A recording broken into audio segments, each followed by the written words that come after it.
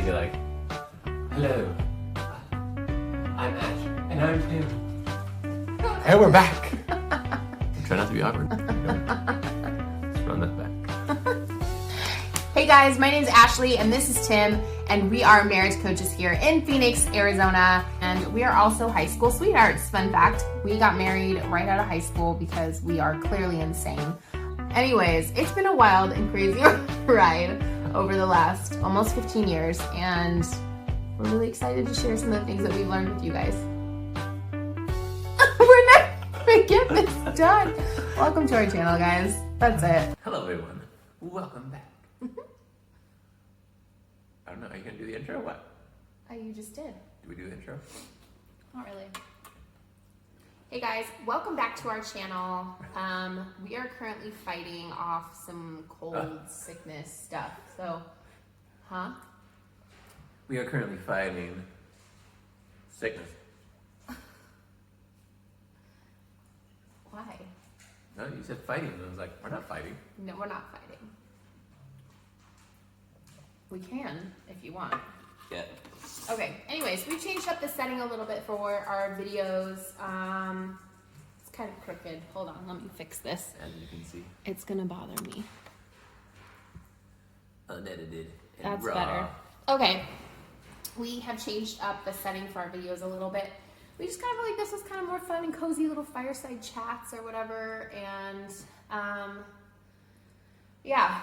So we're currently fighting off some colds, so our voices are a little funky and our brains are moving a little slow. But earlier this week, we dropped our blog, and the last 2 weeks we've been talking about body image issues in marriage. And, you know, it's funny because I think when we first got married, I thought that my body issues weren't going to be a thing, because I'm like, I landed the boy, I was attractive, he fell for it, I trapped him with my, you know, allure, and now I don't have to worry about it anymore. And that couldn't be farther from the truth. I still struggle with body image issues all the time. I'm struggling really hard right now. And so I thought this would be such a really good time to be open and honest and talk about it. So this week on the blog, Tim wrote a response to the blog I had written the week before where I was talking about body image issues from my perspective. Tim wrote a blog kind of talking about his perspective. So do you want to just do like a quick recap of what that was about and kind of what made you write about it? Yeah, so I mean, there's really two main issues that I think I wanted to address. And one of them is dealing with, as a spouse, what do you do when something you do causes your spouse issues? And it's a really delicate situation because I think the great majority of the time, if you're doing something and it's causing your spouse to be insecure or upset or frustrated or angry or whatever, like, you should figure out a way to do something different out of love and deference and respect towards your spouse. And so I don't want this to be an excuse, you know, for people to say, oh, well, like, it's just me, it's just my personality, you need to deal with it. Like, that's not the right attitude to come at it, especially in a marriage relationship. So that's not what I was saying.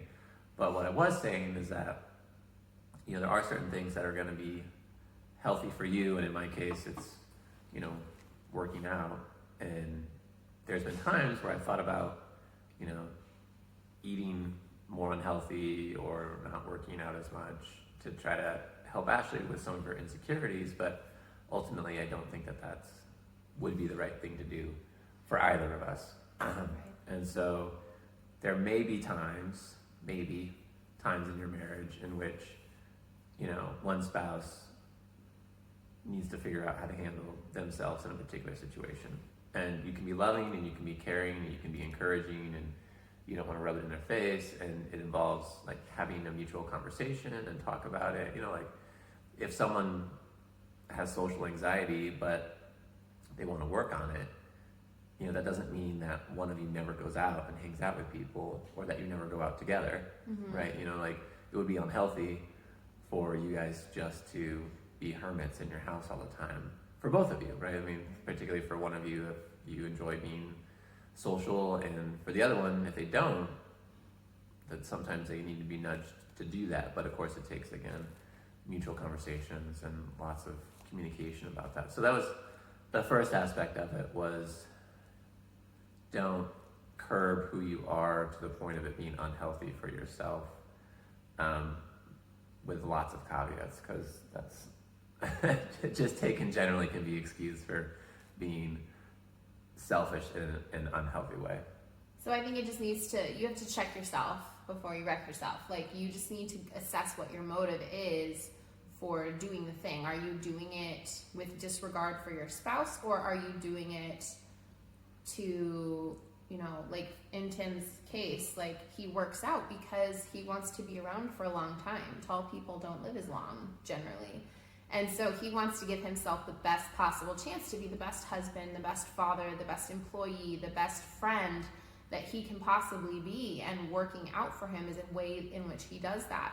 And so not only do I had to get to a point where I understand and embrace and encourage him to do it, because I've set my personal triggers aside, if you will, knowing that this is helpful to him. But he also knows that he doesn't come around being like, hey, you haven't worked out in a while. What's up with that? Do you maybe want to like get back into this? You know, like he knows that this is not a shared passion of ours. And so he respects that, and, you know, he works out, and I get to enjoy the benefits of the muscles. So, all right. So one of the things that we wanted to do in this, oh, did you have more? Well, so that was my first part. Hang on. So hold on. Did you have coffee brewing? No. Okay. If you have coffee brewing, go grab it, because this is going to be a long video today. All right, we'll wait. Go ahead.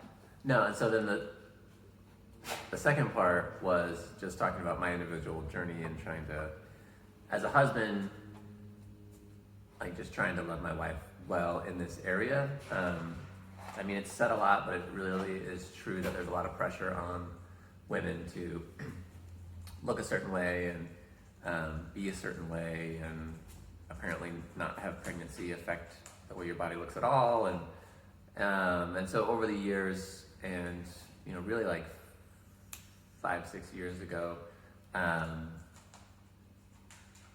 know Ashley was continuing to deal with these things, was just kind of me trying to make a concerted effort as a goal to like make sure that she felt loved and desired and cherished. And it was like a very intentional thing. It wasn't just like, oh, she knows that I love her. She knows that, you know, I want her and that I find her attractive and sexy and all the things. Like, it was a really intentional decision on your part to be intentional about making sure I felt that way. Yeah, and because I'm not a particular, historically, I have not been a particularly expressive individual, it was not easy, you know, for me to express those kinds of things. And due to a variety of issues in my own past, like just being expressive regarding attraction and sex and all that is not something that comes naturally to me. So it was something, just made a concerted effort. And again, just a lot of communication with Ashley about what we can do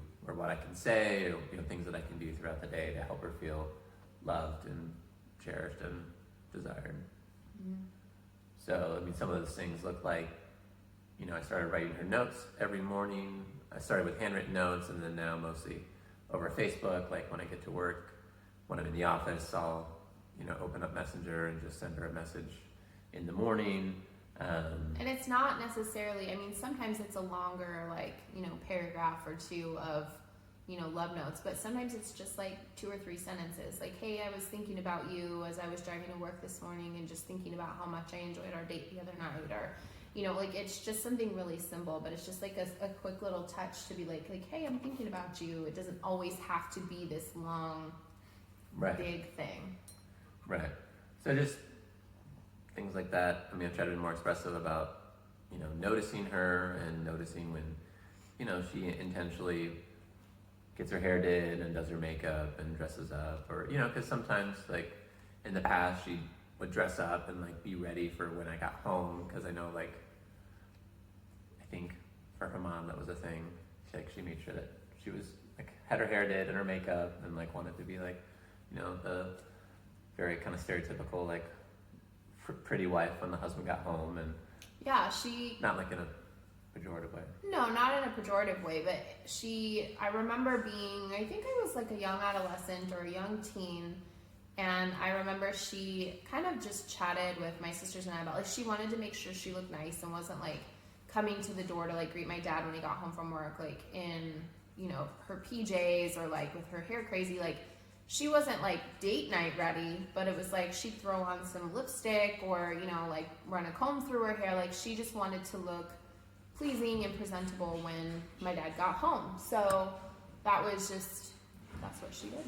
And it's not like an everyday thing.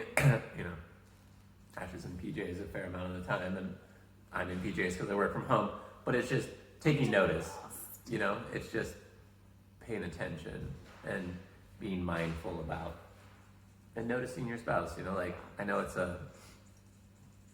kind of a stereotype, like guys don't notice when their wife gets their hair cut or when they dye their hair, or, you know, like, oh, do you notice anything different about me? And it's like, sometimes you see like that stereotypical like ape man scratching his belly, like, what? Right. You know, yeah.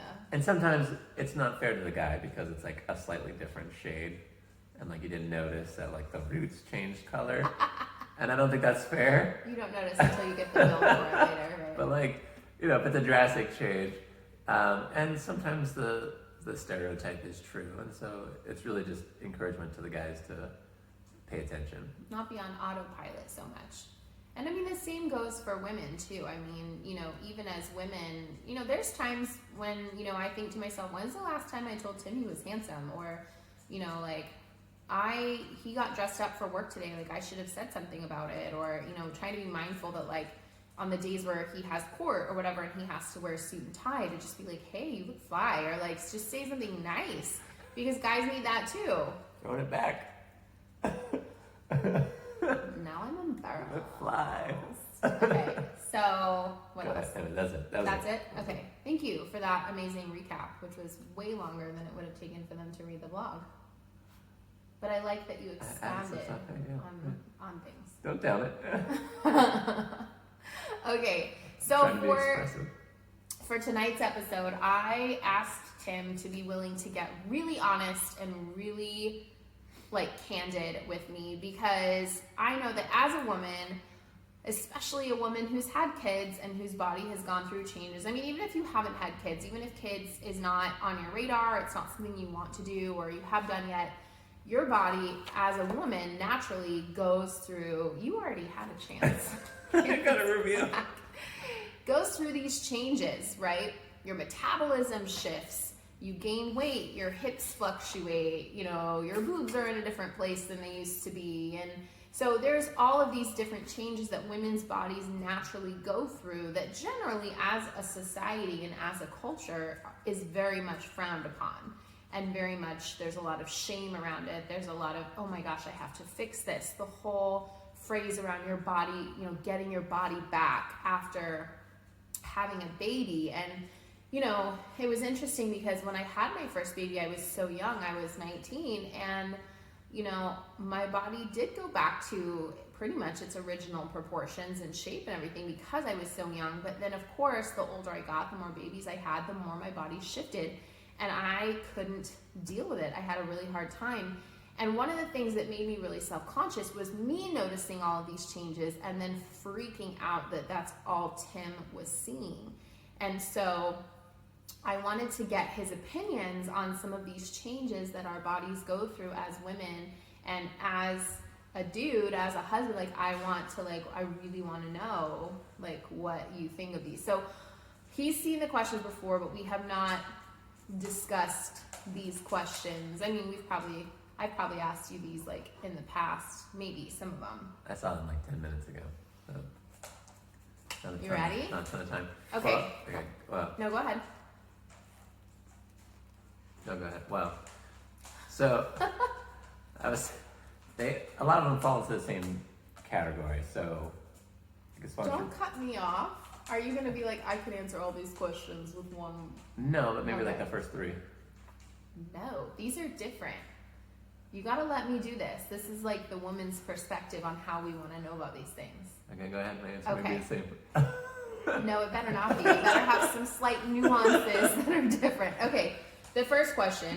What do you sorry, that was our dog. That's nasty. You better not throw up on my rug, dude.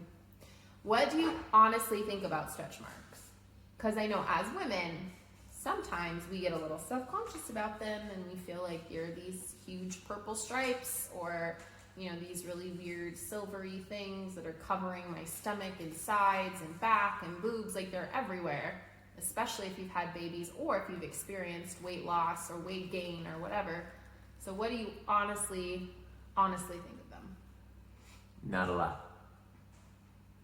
What does that mean? It means I don't think about them. Well, when you see them, what do you think of them? I don't. Like, so, I mean, the same question could be asked of you, because, like, I have stretch marks because I grew, like, a fair amount in between junior and senior year. So it's like I have stretch marks on my hips and some of my back, and, like... I think when I first saw your stretch marks, I was actually fascinated because I didn't know guys got stretch marks. See? What is this culture? Anyways, go ahead. I just didn't know that that was a thing for guys because I had only ever heard about them associated with pregnancy. Huh. So I was like, when were you pregnant? You're right. Fortunately, that was not one of the discussions that we had to have. Yeah. Things you should talk about before you get married. Where did those stretch marks come from? Gender. No, I didn't know. Yeah, so, I mean, I cannot... I don't think about them. That's all it is. It's just like a freckle. Like you notice that it's there, but you're not like repulsed by it. You're not. I couldn't like, even tell you like where your stretch marks are. Like, I don't. Yeah, so it's not like you just literally don't give them that much thought. No. At all. I've never like. I Seriously? don't know. No, literally, I couldn't even tell you like on your body. Like, I couldn't like if I knew where your body was, I could not tell you like. Oh, you have 5 stretch marks over here and 3, and this one's a little bit longer. And like, I honestly have no idea where your stretch marks are. Do you know what color they are? No, I did. No, I said I don't know where they are. So they're not like that obvious. Okay, that's interesting.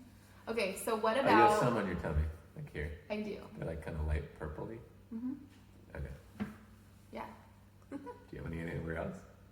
I have some like on the sides of my booty. I have them all over my boobs. Look, I don't know. I'm not that discerning, I guess. I don't know. That's so funny. Okay, well, interesting. They're like freckles or something. Yeah. It's not. Yeah. So it's not like, you know, I've read some things that, you know, some women are like, you know, oh yeah, they're tiger stripes because you're a tigress. I'm like, that's Tigress. that's awesome. Like, so it's not like, so it's not that. So it's not like, You're I'm not like, wow, what a badge of honor. And that's yeah, like I don't feel that way about them. I just don't. I'm just, so I tend to be fairly like laid back about nature, like farts and vomit and like. False.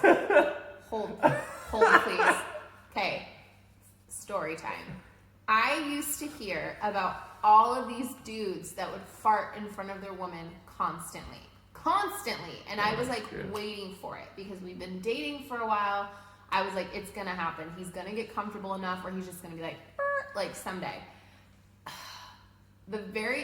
We were married before he accidentally farted in front of me for the first time. Here's what homeboy did. I'm sitting in our bed, right? I'm like reading or, you know, just sitting or something. He's on his way to the bathroom. Dude accidentally lets out a fart mid-stride, dives down behind the end of the bed as though he could hide from it, and then picks up like, did you hear that? And now he farts in his sleep, so he doesn't even know he does it. Anyways, and I'm not comparing stretch marks to farts. But things that are natural like it's just that, nature. like it's just part of life. Yeah. Like this dog. Anyways, all right, next. Okay, next question. What about like the extra skin on my stomach, like, or the little rolls like under where my bra sits that like have the line on my back, or like just like extra like smooshy, squishy skin from like having a baby, right? Like the mom pooch. Like, what's your? Because I look at it and I think, oh my God, that is so unattractive and so squishy and Like, I used to be really thin in high school. I had a really wonderfully toned stomach. And that was one of the things that he would compliment me on when I was a lot younger, was like, man, I just love how toned your stomach is, like, so attractive, blah, blah, blah. And so then later, when my stomach not so toned, sorry, our dog is being like, I'm worried he's gonna knock things over. Go play, or lay down or something. So when my stomach was not that way anymore, I had this huge complex of like, now what? Yeah. So again, not something I actively think about. And like, we had a conversation the other day because of, you know, just me touching your stomach and like you feeling like self-conscious about it. And like, I don't, you know, obviously I don't, if it's you're self-conscious about it, makes you uncomfortable, I'm not going to do it. But, you know, like, oh, gross, dog. I like. Barrister, out. Okay, you keep talking. I'm gonna go put him in his crate. Come here, Barry. So, anyways, you know, like I like her body and I like her stomach and I like. Why do you like my stomach though? That's my question. Because in my mind, I think like, how do you like my stomach? It is squishy and like, there's like mom pooch. Like, look at this. Like, how? Why do you like this? Because it's yours. Oh, they're your stretch marks. Found them. Found them. So it was interesting. A while ago, I used to work in a call center and I used to work with a guy who was kind of a more stereotypical guy. So like, he was I don't. just a douchebag. Like, Yeah, he really let's was. just be honest. And so he was talking about a sexual encounter that he had, and he was talking, and apparently the gal had had a baby, and so he was talking about he like touched her belly, and it like grossed him out. And at the time, Ashley had had 2 kids, at least. I'd have 3. Yeah. Maybe 3. Enough to have the mom pooch. Yeah, and like in my mind, I was like, I don't know why you're like tripping about this. Like, so I think one thing to keep in mind, and maybe this is getting too like heady, is like concepts of beauty are like purely subjective and cultural in a lot of ways, right? So I know this, like, maybe everyone hears this, but if you look back at old paintings or old drawings or sculptures, right, of like Venus de Milo, that's a thing, right? Or the statues, and you know, like we would consider plump. I don't know, like They're curvy. a fine A little weighted bit thick. individual, yeah. Or like, you know, maybe going back farther, people that had a lot of weight because like it meant you had a lot of food to eat, which Right. meant It was you like were healthy. associated with wealth and attractiveness. Right, and so now it's like backwards because now you have enough money not to eat, or like to pay to look thin, or whatever the case may be. So like, I think one thing for men is like just realizing that there's not like a standard of beauty that's objective, and like, I mean, so there's some things that are natural. I had a friend who was like a scientist, and he was explaining to like his high school girls why guys like bigger butts and bigger boobs, because it means that you can raise children better. And I love the guy because he was so just like I don't know, just so scientific about it. But a lot of things was what put on you by the culture. So like, Is this John? huh? John? Uh-huh. That's awesome. Sorry. Yeah. A lot of it is like put on us by the culture. Yeah, and so like what I shared in the blog about, you know, this pastor was talking about like you're into your wife, and that means that if your wife is thin, you're into her version of thin, and if she's not, then you're into her version of whatever her weight is, and if she has rolls, you're into that. If she's got big boobs, you're into big boobs. If she's got little boobs, you're into little boobs. Like, and like you can do that. Like, you're not. That's possible for dudes to do, because I feel like there's like, I don't know, I feel like guys are set in their way. They're like, I like big butts. They cannot lie. Like, so what happens then when your body changes? Like, is it possible for guys to go from being like, yeah, I was super into cute little perky boobs, and now I'm into like some real nice, you know, deflated, saggy ones. That's, This that does conversation it for is me. getting intense.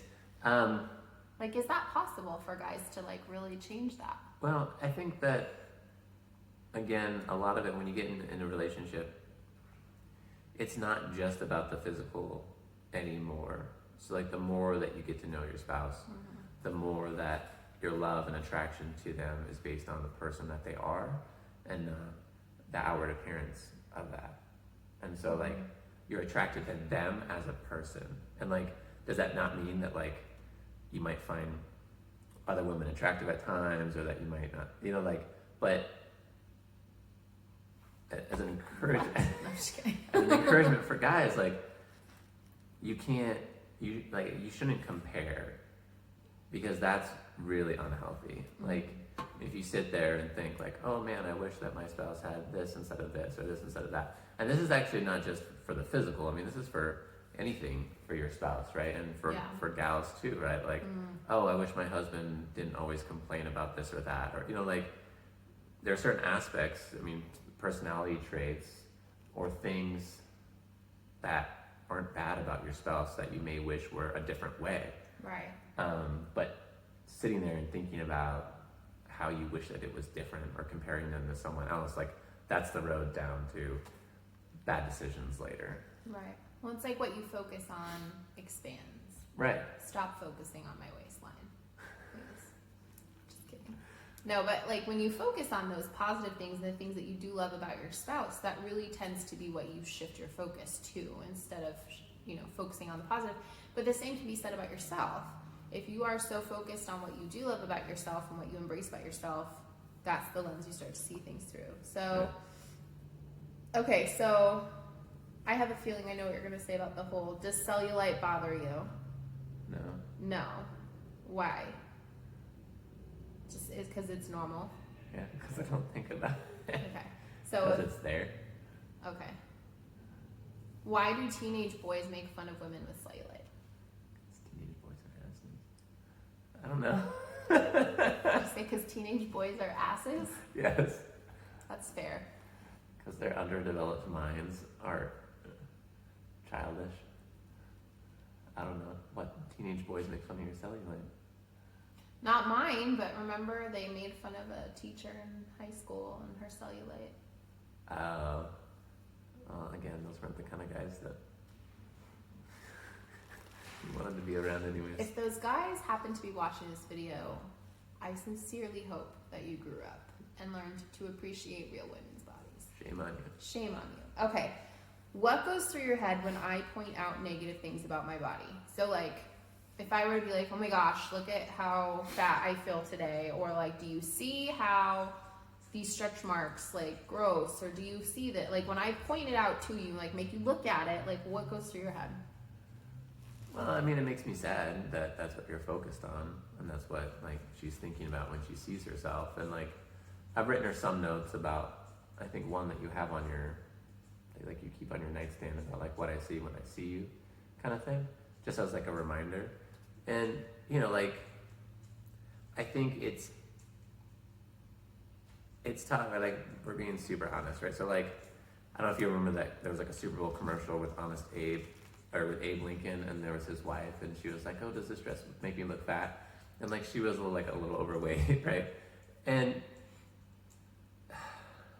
so I think for men and for women, like, you're not gonna lie. Like, if you lie, you lose all credibility. Right, because, like, I know that I have extra skin. So if you're like, I don't even see that, or like when I was much more overweight and I was like, oh my gosh, I feel fat, you being like, you're not fat, or whatever. Like, when you're overweight, you know you're overweight. Like, that's not, yeah. Right, so it's like, it's not like you don't have stretch marks and you don't have cellulitis, and so like pretending like those things don't exist is not what's, cellulite. Cellulite, there you go. Cellulitis is Sorry. Inflammation of something. Yes. But again, it's just, I just hit my tooth with my focusing on the things that I do love about you, right? And, you know, telling you that I find you attractive, which is true, and like telling you that I like your body, which is also true. And so like, so it's not like you have to like replace that with a lie, but you can replace it with reality or focus on the things that you're not negative about. Yeah. You know. Okay. So last question. What? Oh, I think I know what the. So, when I'm naked and I look in the mirror, I immediately think to myself, how skinny do I look today? Like, how flat is my stomach? How pronounced is my mom pooch? Am I bloated? How much of my cellulite can you see? Like, when I'm picking out outfits or like lingerie or like whatever, like these things are going through my head, right? So like, that's what I think of when I am naked and in front of the mirror. So like, what do you think? Like, what do guys think when their woman is there naked? Are you like, there's some extra skin there, I won't look at it? Or like, I found a new roll today, I'm not gonna say anything. Like, I don't do that. There may be guys that are hypercritical that do that, and that would be that's sad. toxic. Yeah. Yeah, that would be sad. But in your head, do you think like, I think she's put on an extra 10 pounds? Or in your head, are you thinking like, maybe if she just did squats like I do, her butt would be less floppy? I don't know. No, I don't think that much. So like, no, I've never. I mean, like as you mentioned the other day, and you've posted some pictures on Facebook before of like, this version and this version, and you said you were at like 180 at one point. So my heaviest I was 187. I was like almost at 190. Okay. Maybe 189 because that's closer to 190. And your leanest was like 140. My leanest since we've been married was like 132, and that was like super super lean. Wow, she remembers. 132. I would remember. My current weight right now is 158, which is generally I float anywhere between 140 and 150. So I'm usually in the 140 to 150 bracket. Right now, I'm close to 20 pounds, what I would consider for my norm, about 20 pounds overweight. Part of that is because I was on this round of steroids that caused me to gain weight, and I haven't taken it off. Part of that is depression. When I'm depressed, I eat and I don't choose healthy things. I choose things that make me pack on pounds, and I don't exercise. So like, that's where we're at. So like, there's been a lot of different versions of Ashley that I've seen. Short hair, long naked. hair, blonde hair, red hair, all the things. I'm married to say naked. I can say naked. I've seen her naked. I've seen her naked. So like, that's not like, I don't think about, oh, I wonder if she's 150 or 160 today. Like, most of the time if I see her naked, it's like, oh, does that mean we're gonna have sex or does it not? Like, I don't, like, that's really So you don't like really think, like, you don't sit and look, obviously you're looking at like different parts, but you're not thinking like you're not comparing them, or you're not being like, I wish they looked this way, or I miss when she had a flat stomach. Because I think that all the time. I wonder, because we got together when we were really young, right? And like, when you get together with someone when you're like 17, 18 years old, and you have an 18-year-old body, and then now I have a 32-year-old body that is very, very different from my 18-year-old body. I wonder all the time if you miss my 18-year-old body and like what you think of that. No, like, I don't, and again, this is like probably part of my personality, probably part of the way that I grew up. Like, things are the way that they are, and again, like, it's not healthy to like, a lot of times it's not healthy to wish for things that they weren't. Like, and I know this is not like a lovey-dovey rainbows and unicorns, like this is like reality though. Yeah. Like, we're not really like rainbow unicorn people. No, so like, I don't sit and like wish like, oh, like, you're not 18, I'm not 18. Like, there's things about me that I preferred when I was 18, and that you probably would have preferred too. So like no, I don't sit there and think that, and I don't think it's healthy to do that or to compare or like. And this is part of the reason why we talk about mindfulness and stuff too, is like to enjoy each other in lots of different ways. Like it's helpful to just be present in the moment, and like when you do that, you can be fully present and fully enjoy one another. And like I think you felt the difference of like when that's the case for me, as opposed to when I'm distracted or that kind of thing. Mm-hmm. And so like ultimately, I think that's the healthiest way to have a good view of each other and to experience intimate moments.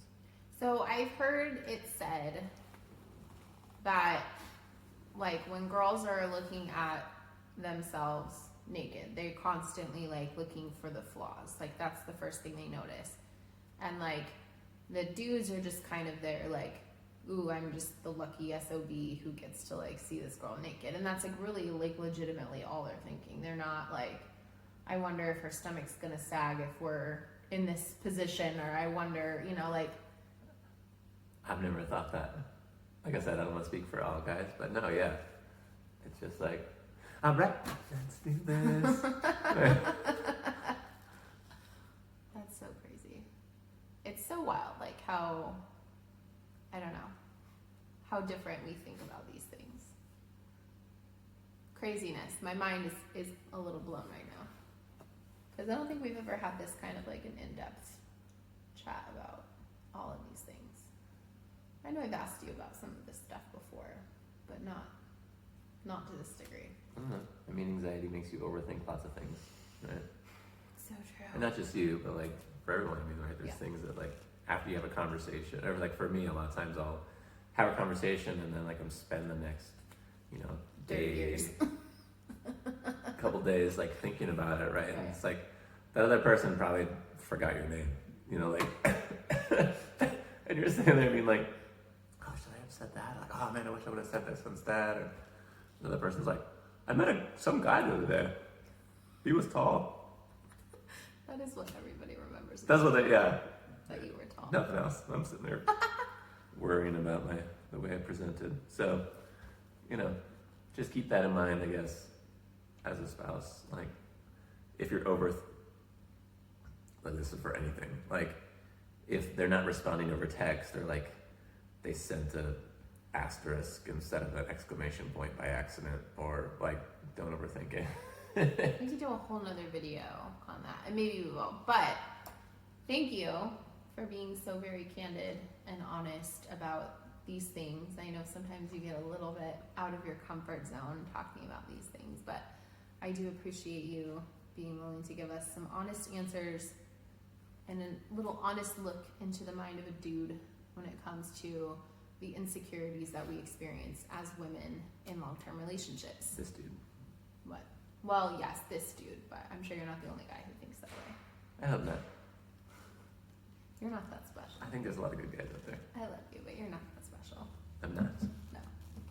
All right, guys, thank you so much for tuning in to this long episode this week. We hope that you enjoyed getting Tim's perspective on all of this. I know it was eye-opening for me, and I think I'll probably feel a lot more comfortable around, thinking about these things now and not fixating on them so much. So hopefully this helped you with that as well. Make sure that you subscribe to our channel. Make sure that you're following us on Instagram. We will have a new blog coming to you on Monday. And for the month of February, Tim doesn't know this yet, but I'm kind of the content planner, so I'll share it with all of you and Tim right now.